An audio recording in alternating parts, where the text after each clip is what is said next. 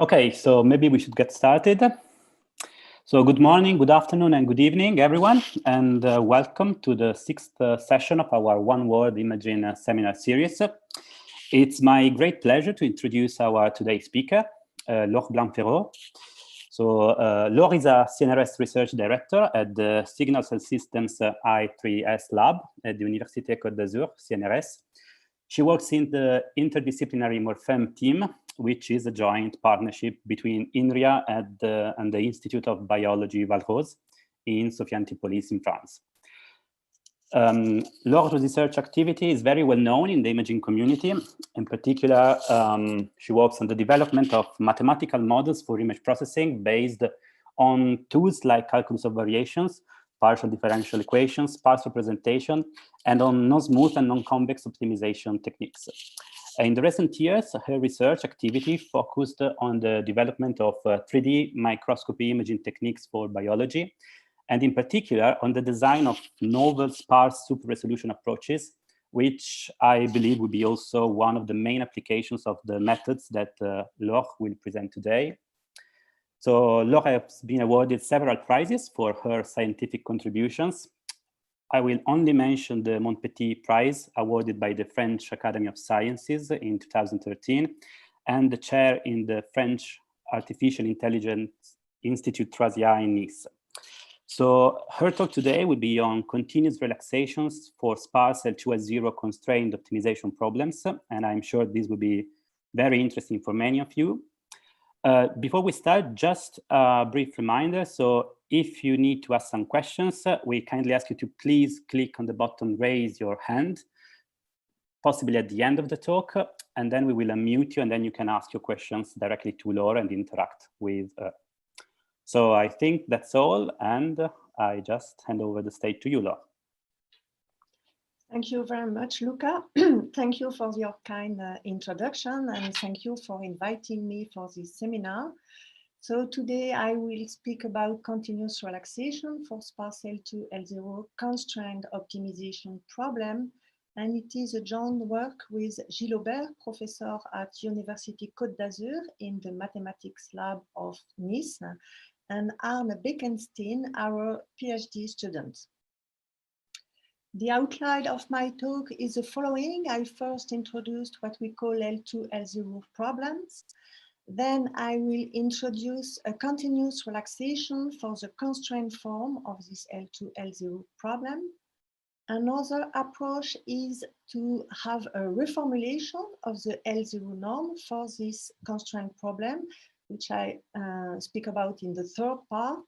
And then I will illustrate these methods and algorithms on super resolution microscopy by single molecule localization, and then a conclusion. So first, what are these L2, L0 problems? They arise in signal image processing or statistical domains. For example, compressed sensing, variable selection, source separations, where we have to recover a sparse signal from noisy data. So in this work, I will denote D the observed data, a vector in Rm, and X the unknown data to be estimated in Rn. And I only focus on the linear relationship between observation and estimate. And then A is a matrix which has dimension m times n, and usually we have less rows than columns, then less observation than unknown, and then it is an undetermined system, linear system. Usually the observations are noisy, so we are interested in minimizing this least square term over X. And because it is undetermined and ill-posed, we have to introduce a priori information on the solution X. And we are interested in problem when this solution is sparse in the sense that it has a number of non-zero component which is small. This number of non-zero components is modeled by the L0 norm, which counts the number of non-zero components. So by abuse of language, we speak about L0 norm, even if it's not a norm. One example, for example, in image processing is due to the fact that the image are non-stationary. And if we want to represent this image by a basis or a set of waveform, the waveform to represent the grass, the texture of the grass, will not be the same as the waveform to represent the oscillation in the zebra. And then one thing is to build an overcomplex dictionary by a successive waveform or successive basis function. And then to represent the image, we have to estimate a large vector, but where a lot of components are zero and only a few number of them are non-zero, the one which best represent the part of the image. So it is a L2, L0 problem. A second example is signal and image processing is when the signal we are interested in is a sum of diracs. These diracs are at position or location or time tr and with magnitude xr. And for example, in one dimensional, in 1D, in channel estimation, in communication, or in 2D, the example can be super resolution by single molecule localization. The example I will present later on. If so, we observe this dirac through a linear system, for example, a convolution by a Gaussian, and then we have to estimate from the observation the location and the amplitudes. This is a nonlinear problem, but if we discretize the space where the dirac live, then we end up with the estimation of a big vector with lot of zero component and only non-zero where the dirac are estimated, and the values of the component will be the amplitude of the dirac. So again, it is a sparse optimization. Finally, we cannot speak about sparse optimization in signal and image processing without speaking about compressed sensing. It was a small revolution to know that we can recover a signal from far fewer measurements than the Nyquist rates. But it is possible only if the signal is sparse in a given dictionary, for example, slide. And each measurement picks up little information about each component. So this is the sensing matrix file. Then the linear system, the matrix A I already introduced here is given by phi times psi, and it has specific properties. Well-known restricted isometry property or low mutual coherence. Under these properties, it is known that from the work of Donoho and Candes, that the sparse solution can be retrieved by minimizing the L1 norm under the equality or constraint or the inequality constraint if we have noise. The fact that we can change, replace the L0 norm by the L1 norm is due to the specific matrix of properties of matrix A, and which is not the case, for example, the example I already presented to you. So we cannot replace in the example, in the two first examples, the L0 norm by the L1 norm. And that's why I say that for my talk, it's a counter example, because I'm only dealing with L0 norm. So the problem can be written in several forms. This is the exact recovery problem when we have no noise, but we are dealing with problems with noise. So we can consider two constraint forms. The one where we minimize the L0 norm under a constraint on the least square observation, or the reverse, or a penalized form when we have the addition of both terms with a compound parameter, lambda, which is a regularizing parameter. I'm interested in my talk in this constraint form, so I want to minimize the L2, the least square term under the constraint of sparsity.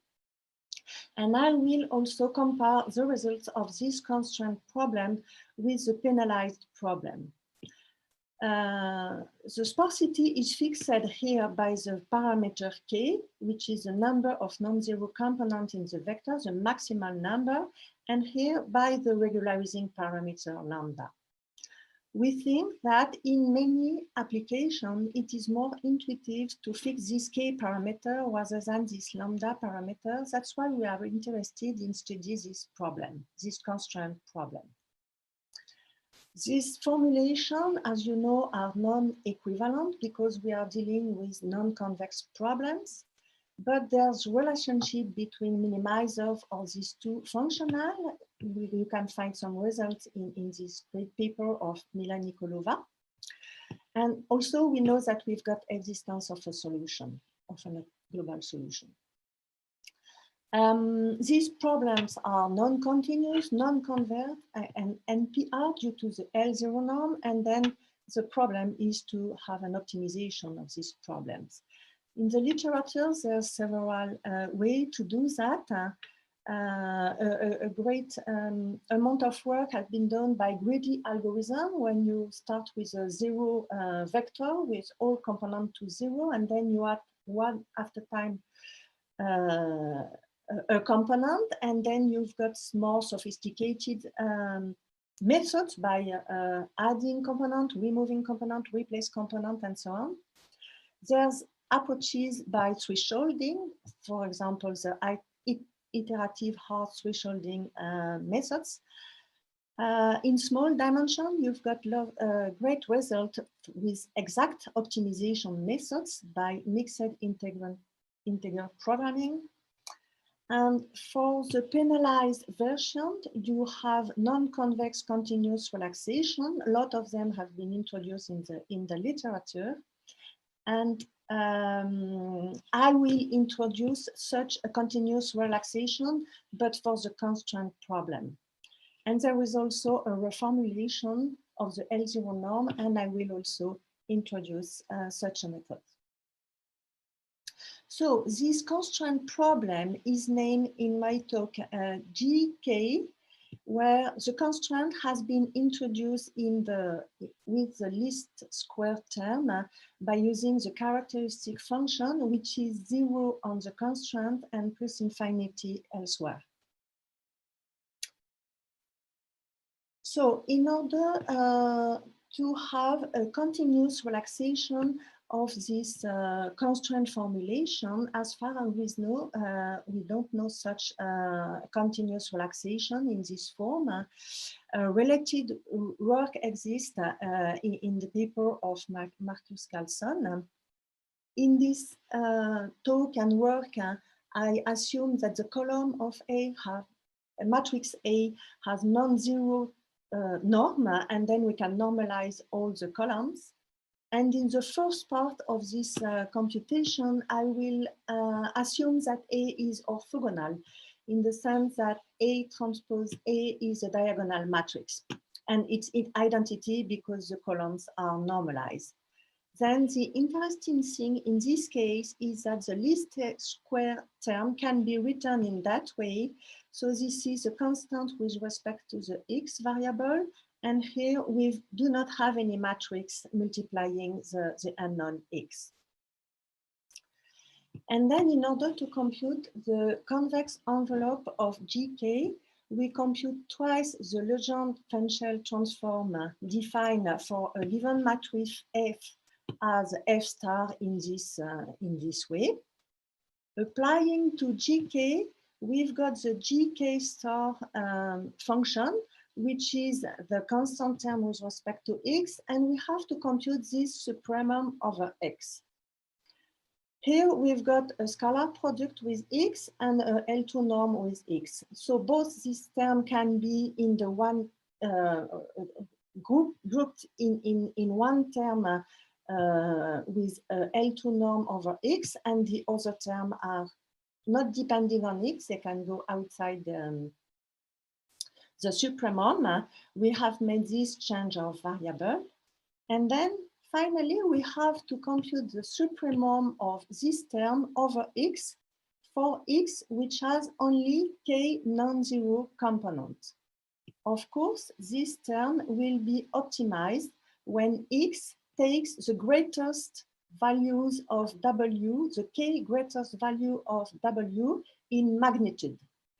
This is the sense of this notation arrow, where a vector w arrow is the vector where the component has been sorted by their magnitude until index k, like that.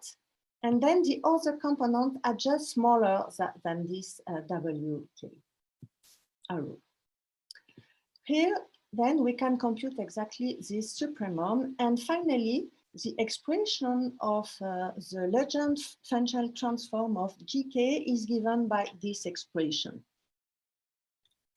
Now we have to compute again the Legend transform of gk star, but it is a little bit tricky.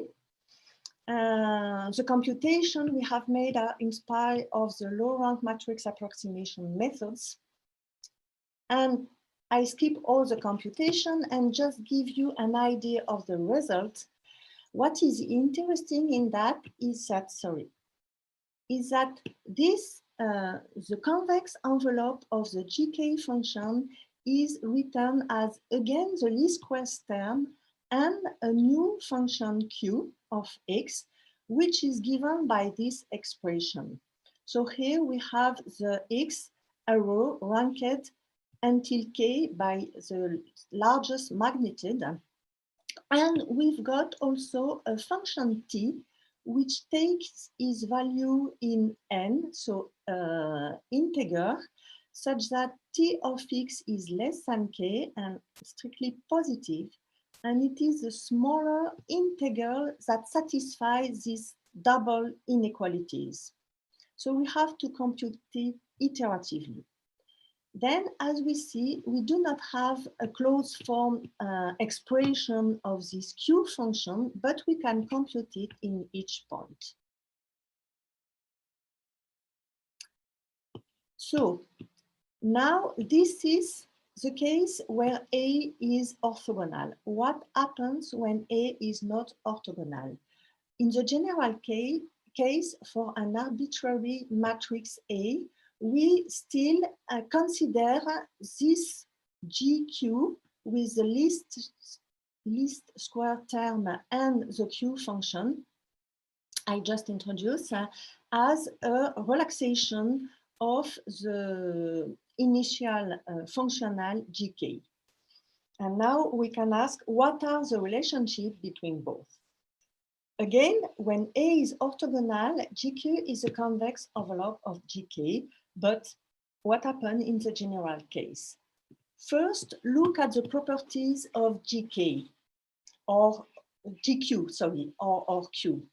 Q is a function from Rn to positive numbers.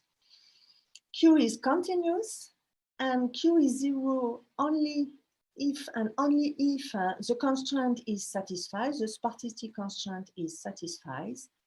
And if this constraint is satisfied, then both functional are equals. We also have computed the generalized subgradient in the sense of class of GQ, because Q is non-convex and non-differentiable, so we have to consider this generalized subgradient.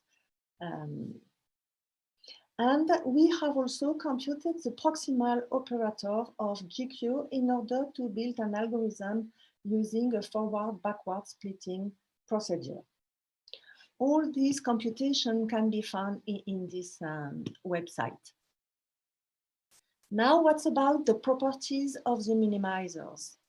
We have the properties that if we have a minimizer of the continuous relaxation GQ, then and if this minimizer satisfies the constraints, then it is a minimizer of the initial functional GK, which is the L2, L0 constraint form.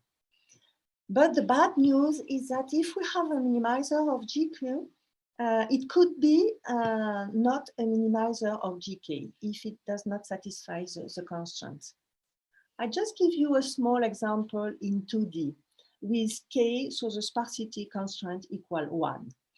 Then the L2, L0 functional given by this function, and the GQ, so the continuous relaxation is given by this function. So the Q function in this case is just given by the multiplication of the absolute value of these two components.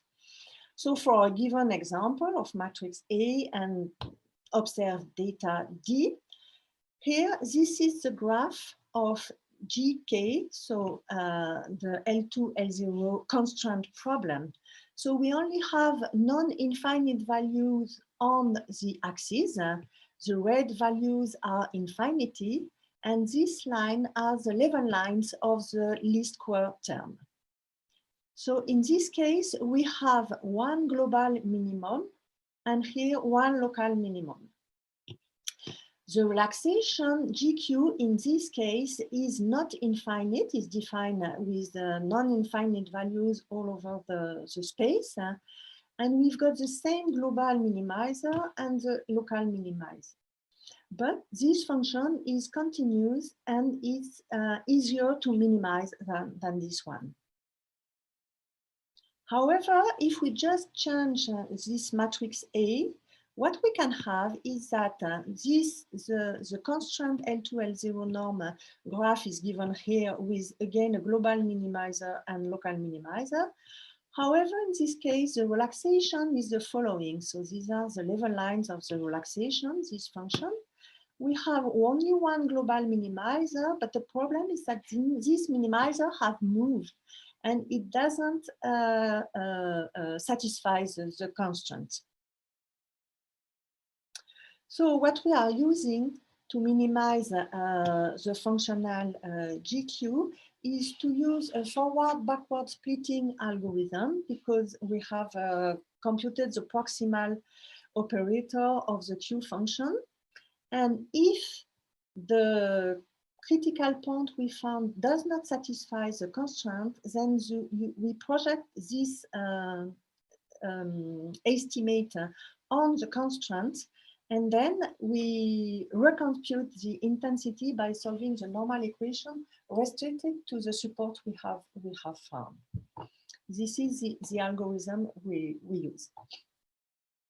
Now I will present another approach by an exact reformulation of the L0 norm. This work comes from the works presented here, where the L0 term can be reformulated as a minimum over an auxiliary variable, a new variable u, minimizing the L1 norm of this u in these box constraints, which have to be understood as component-wise inequalities. And under the constraint that the L1 norm of x equals the scalar product of this new variable u and x.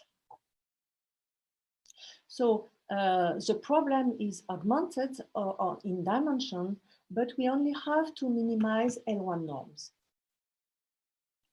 So the formulation of the L2, L0 constraint problem is given by this expression.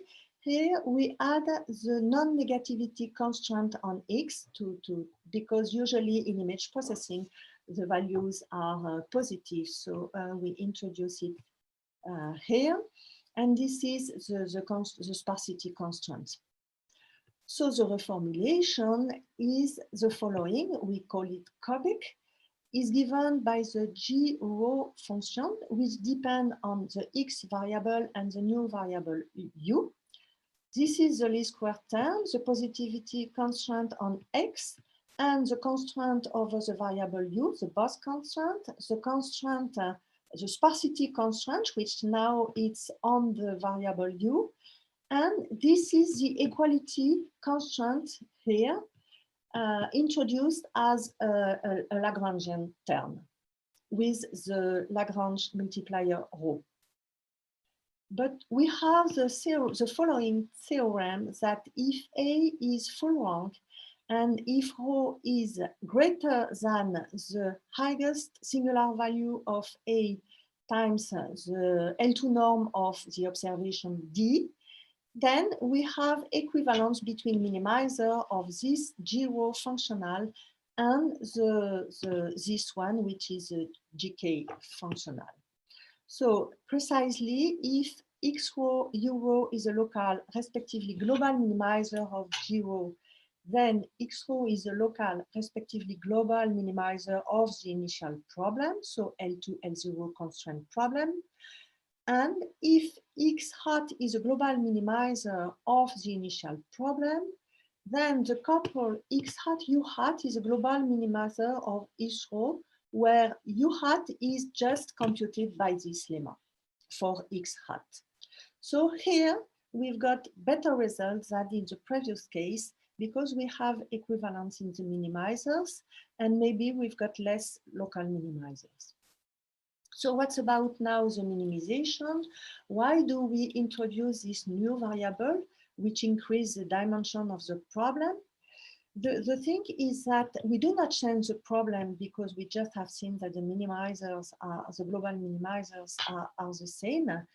And this functional is continuous and it's biconvex in the sense that if we fix one variable, the functional is convex with respect to the other variable. And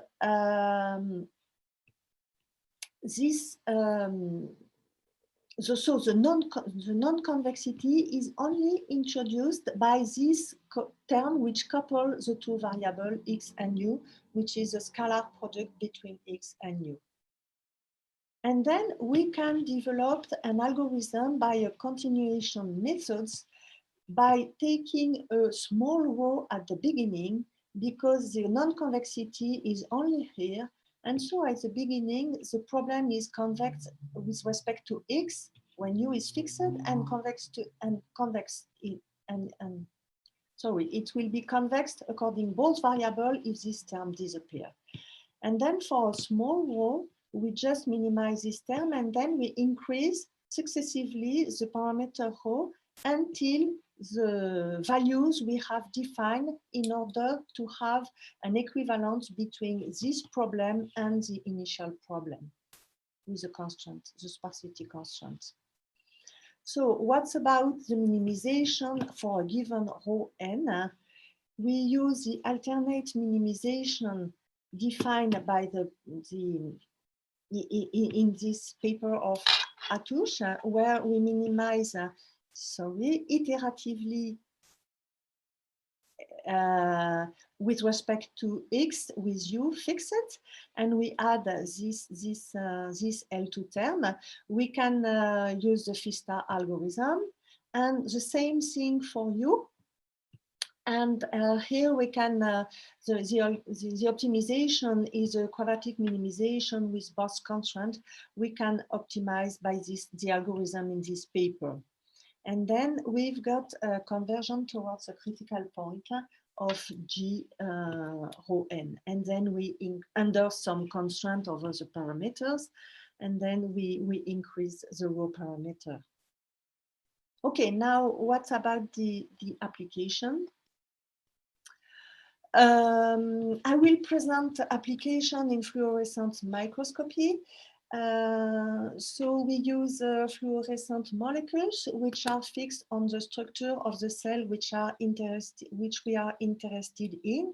It's allow in vivo imaging, but because it is optical microscopy, we've got the limit of the due to the diffraction given by the Abbe diffraction limit, that is the resolution. We can resolve 2 points which are too close because one small point is in the microscope like this patch.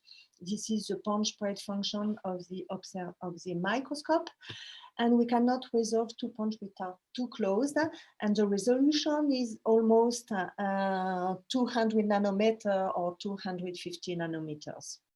So if we want to have a super resolution, one way is to use photoactivated fluorescent protein. And the thing is that we do not activate all the proceeding in the same, the fluorescent molecules in the same time, but we are able to only activate a few of them. And then we will have such images with some blobs, and from one images with very few number of molecules, we are able to precisely these molecules. And then we are able to shut down this molecule and reactivate a new number of molecules. This super resolution by single molecule microscopy as a Palm or Store has been introduced by Betzig and Morner, and with Stefan Hels, it has been awarded by the Nobel Prize in 2014. Then, in order to have the super resolved image, we have to activate all the molecules in the sample. So we have to activate and image a lot, a great number of images. In each images, we localize precisely the molecule, and then we reconstruct the image. This takes time and also memory. And then in order to have a faster algorithm, we activate a high density number of molecules. So the problem is more difficult in order to resolve each molecule in each image. There's a large literature on this localization procedure. I recommend the review paper in the Nature Methods by Daniel Sage and his colleagues in 2015 and 2019, and the challenge wave page they have made at this EPFL website. There's a lot of results and methods. So among all the methods, there are non-iterative ones where we just look for the center of mass in each blobs. There's a multiple strategy. There's first denoising, spot localization, rejection, and so on. One main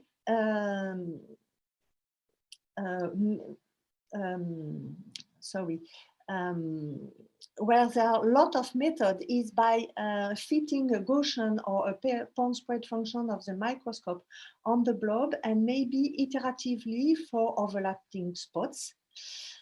Of course, there's also the approach by sparse deconvolution in a fine grain. This is the approach I will show you some results, and deconvolution of the spikes, and also learning methods and so on. So I will present a method where for each imaging like that, we recover this image by the matrix A model, the fact that these points are blurred by the point spread function, and the acquisition has a reduction dimension. So we introduced the sparsity constraint because we know that the image we want to retrieve has a lot of zero components and only few spots. And we also introduced the positivity constraints, the non-negativity constraints. So first, results on simulated data from the challenges. It simulates 8 tubes of 30 nanometer diameter, and the point spread function has a full width at half maximum of more than 250 nanometers. And this is the blurred image, and this is the true image.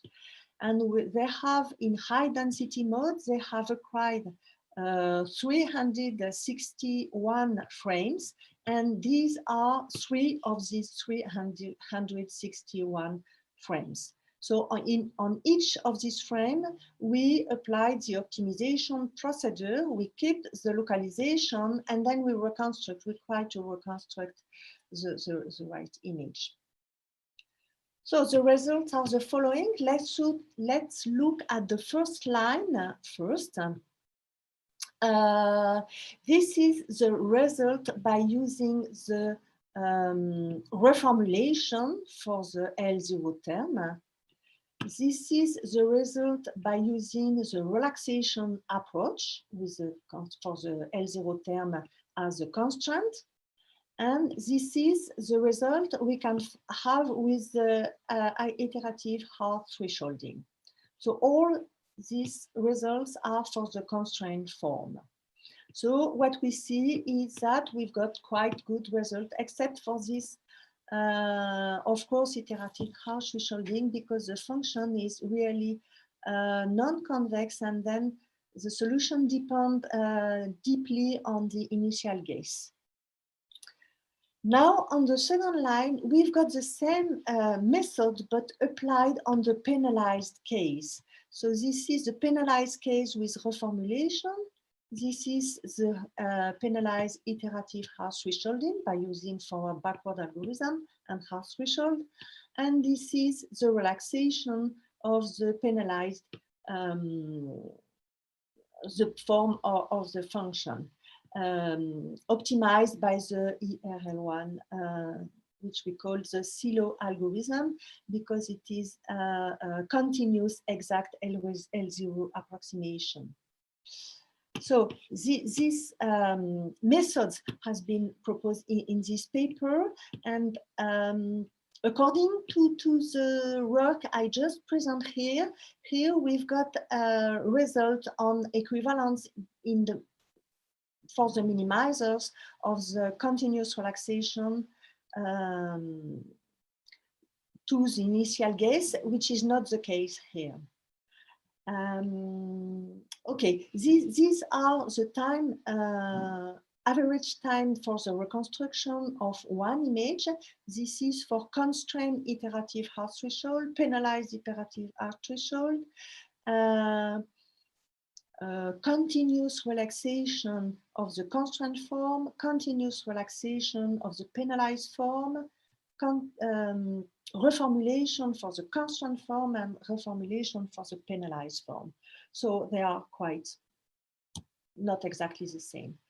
In order to have an idea of the precision and numerical criterion of quality, we have computed the Jacquard index. We count the number of correctly detected points, the number of non-detected points, and the number of false alarm according to a tolerance delta. And okay, we have computed this Jacquard index for different number of reconstructed molecules per images, per images, either 90 molecules have been reconstructed, or 99 or 142 non-zero pixel in average. And it is the same number of reconstructed molecules for all the image. All the algorithms, sorry. So this is the delta tolerance to compute the Jacquard index. And what we see is that for a small tolerance, the best methods are for the continuous relaxation, either in the constraint form, but it is quite the same, either for the penalized form. Now for the real results. So these are 3 images among 500 real high density images. So we have applied our algorithm on all these images. Now the point spread function is have full width at half maximum more than 350 nanometer. And then the results, again, on the top, it is the constraint form. On the second line, it is the penalized form. This is for the reformulation. This is the thresholding, and this is the continuous relaxation. So it's difficult to see great differences, except for again, for the threshold methods. So now the conclusion. So I have presented a relaxation of the constraint L2, L0 problem. This relaxation is given by this function. The advantage is that this functional is continuous. We have the same minimizer on the constraint, but we can have a minimizer of this functional which does not satisfy the constraint and then which is not a minimizer of the initial functional. However, in all the experiments we have done, all the critical points we have computed with the algorithm by minimizing the GQ functional satisfies the constraint. So there are also minimizer of GK. So we assume that we could find condition to have a condition on matrix A in order to have exact continuous relaxation results. But now we do not have these conditions. All this work has been submitted as a paper, but it is available on the web at this address. The second method I present is by reformulating the L0 term, which end up with this minimization with respect to X and this new auxiliary variable U. The great thing is that the reformulation is exact in the sense that we've got the same global minimizer, and maybe we've got less local minimizer, but we don't know. And the thing is that this functional is continuous and it is a big biconvex, then it's we can have algorithms.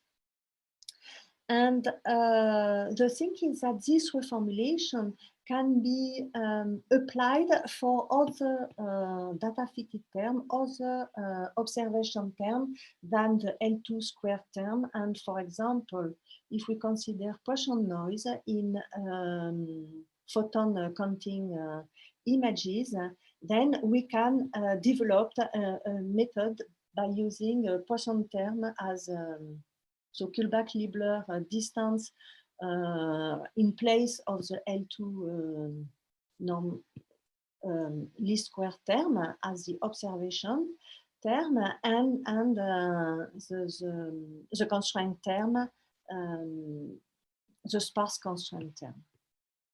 And this work has been published in this paper, and it is also available on the web. So I have finished. I thank you very much for your attention. And I thank you again, my colleagues, co-author Gilles Aubert and Anne Bekenstein. Thank you very much. Thanks a lot, Laure, for your very interesting talk. So we have some time for questions. So again, I ask people who want to ask questions to click on the button, raise your hand, and I just unmute you so that you can ask directly your question to Laure. Okay, so we have a question from Jérôme Idier. Okay, let's see. Oh, sorry. Okay, now you should be able to. Okay. Yes. Okay. Okay. Hello. Hello, Laure. Yeah, we can hear you. Yeah. Okay. Hello, thank you very much. Laure, my question is about the practical choice of K, because, for instance, in the SMLM case, K is unknown. So how can we tune it in practice? And also, when I think about it, I was wondering that indeed K is the realization of a Poisson variable. So could this be taken into account, for instance? Okay, you're right. In the general case, we must to know K. We may have an idea of the amount of K, not exactly, but an idea on average, because we could have a relation between the power of the laser and the number of fluorescent in statistical sense, which will be activated. And then you write by knowing that the fluorophore as it is a counting count of the photon, then it will be Poisson noise. But we do not have investigated that, but we could do something to have an idea in this application of the amount of the fluorophore. For our experiments, we have a first idea and we try several K, and we took the K which corresponds to either the best results for the constraint problem, or either the number of molecules which correspond to the best result for the penalized case for a given parameter lambda. Okay, thank you. Maybe I've got another question, but it is directly related because indeed the other constrained version where the norm of the residual would be constrained. So this one could be also useful because then you would have a control on this norm of residual in relation with the amount of noise, and so the quantity of noise can often be more or less known. So do you think that it would be possible also to perform similar work in this case? A good question, Jérôme. It could be another PhD thesis, I don't know. Probably, but, yes. I think the problem is that if the least square term is in the characteristic function, because it is as a constraint, it will be more difficult to compute the convex envelope. The thing is that when we compute the convex envelope with this listed square plus another term, then what we found is that the convex envelope again is this least square term plus a new relaxation of the second term. This will not be the case if we introduce the least square term as a constraint. And no, I'm not sure it's possible to compute something, but maybe. So it's an open problem, I think. But I guess it's more difficult. Thank you, Jérôme, for your comments and questions. Any more questions for Laure? Okay, we have two people. We have a question from Jacques. Okay. Okay, let's see. Okay, you should be able to talk. Hello, can you hear me? Yes. Okay. Hello, Laure. Hello, Luca. Yeah, so I wanted to ask just maybe one or two questions. So the first one is a general one regarding the choice of sparse reconstruction algorithm. I would say that the choice of an algorithm is very related to the sparsity level. So, when you compare to greedy algorithm, so maybe the performance would be very different if you consider a very sparse image or a less sparse image with many more pointwise object in your image. So could you comment on that? Yes, I think you're right. In our experiment, the degree of sparsity is quite high because if you have seen, we reconstruct roughly 100 molecules, but the image, the observed image is 64 by 64. So the ratio is quite small, and then it's a small sparsity. But I don't know if there are more appropriate algorithms. We have tried several. Do you think that when you sorry, Yeah. when you increase the number of objects, so, I guess I would say that the number of local minimizers could be higher. Of course, yeah. And so, what is the robustness of the of your approach with respect to this dimension? Yes, of course, all these methods, even if they are continuous approximation, they're still non-convex. So the Yes. dependency with respect to the initial gaze is is more or less high. It is less dependent, for example, for the reformulation, because we have this kind of continuous sorry, continuation method with the introduction of the non-convexity sequentially in the algorithm. But I cannot say Okay. more Yes. on that. I understand the dependency, but still it's a non-convex problem, and it's there are things we have to work on, still to work on the algorithm to optimize this this continuous approximation. Okay, and maybe if I have just more time to ask just another Yeah, question. go ahead. Regarding the results you show in biomedical imaging, so it seems that the objects are not pointwise, but there are some kind of structure, and so a natural question would be to add some special regularization, some kind of structure sparsity. And would it be possible to incorporate this kind of prior in your approach? Okay, you're right that the structure, for example, in these images are more filament than points. However, what we reconstruct is not directly this image, but we reconstruct we deconvolve these images. And in these images, we think, even if it's high density molecule, we think that the sparsity constraint is well adapted, more than a filament a priori or something like that. Okay, it makes sense. Thank you. Okay. Thank you. Thank you. We have a question from Zhengwei Chen.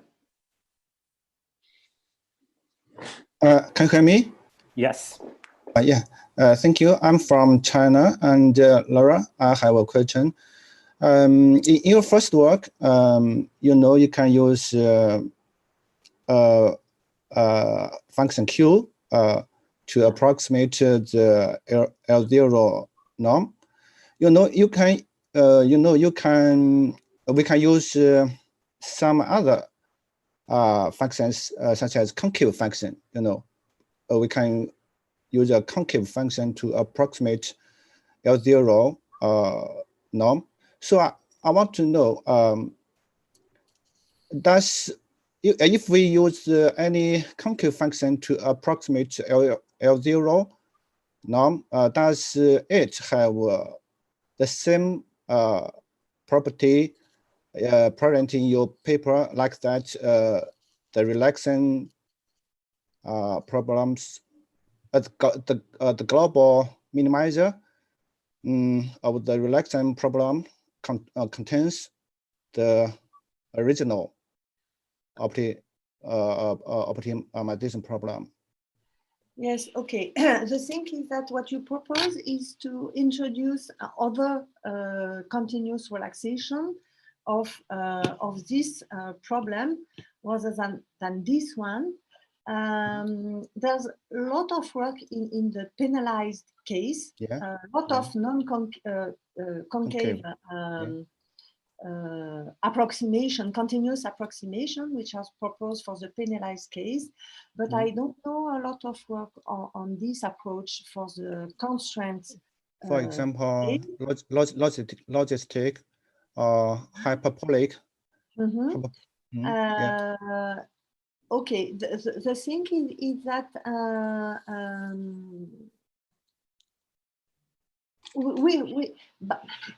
by computing this functional through the convex envelope, we hope to have some results, some theoretical results on the minimizers of both functionals. So the thing is that we only have partial results, but we still have some results. And it may be not easy to have such results by using other functional. I don't know, it's just things we have to do. So, of course, you can have other approaches. Okay. I have another question. I also noticed the result, another result to relax the LDL normal, just you print in the second work. I think it's this reformulation is exact to the LDL norm. Exactly. Yeah. So my question is, in both of them, which one is good to relax the LDL norm? So according to the two, this reformulation and the continuous relaxation, this is the question? I want to know which one, the first work and this work, which one is better to relax the LDL norm? So the question is between the two methods I introduced, what is the best? This is the question? Yeah? Yeah. I don't say anything on that. Oh, no, my English is not good. I want to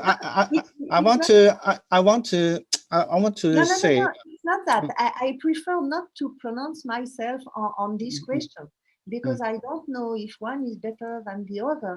I think they are different. One is exact, but introduce new variables and the dimension increase. And the other one has the same dimension, but we could have some global minimizer which moves.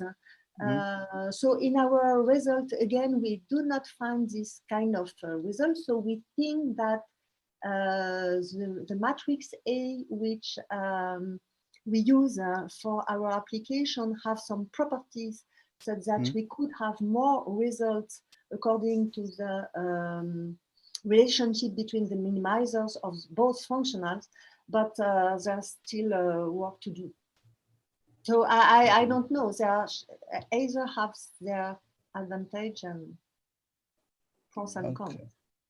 Okay, thank you. Thank you. Thank you. Maybe we have the time for one last question from Jean-François Ojol. Okay, can you hear me? Yeah. Okay, so first of all, thank you very much, Laure, for this very nice talk. I just have one question. I'd like to know if you have some idea how far is the relaxation you propose for the L0, L2 problem from the real functional, and if you could say more if you knew at first that you had some guess close to the minimizer. So how far we are? From the real minimizer, from the real functional. And could you say more if you had some assumption telling you that you had some guess that you are close to the real minimizer? If you knew a priori that you are close to the minimizer.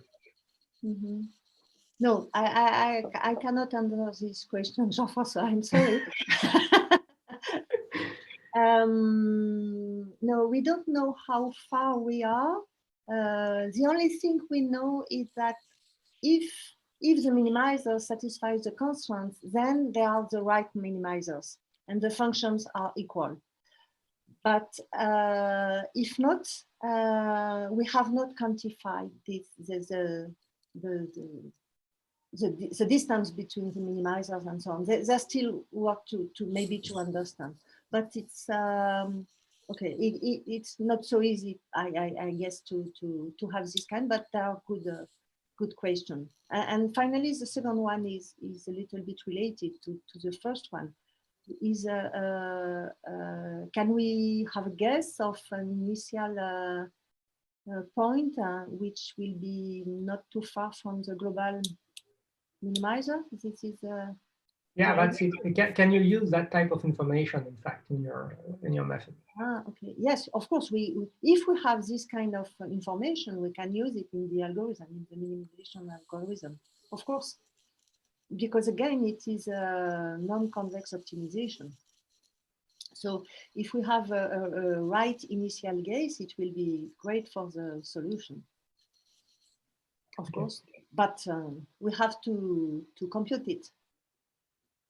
Okay, thank you very much. Thank you, Jean-François. Thank you. Okay, I think we should stop now. So I would just like to thank Laure again for this very nice talk. The video will be made available on YouTube and will be available also on our webpage. I see from the chat that many people are doing a lot of compliments for your talk, so means that people like it. And I just want to remind you that next week there will be another session. So for all of you, just connect again next Wednesday at any time in your world area. you have this seminar. Thanks again, and hope to see you next Wednesday. Bye. Thank you, everybody. Thank you. Bye.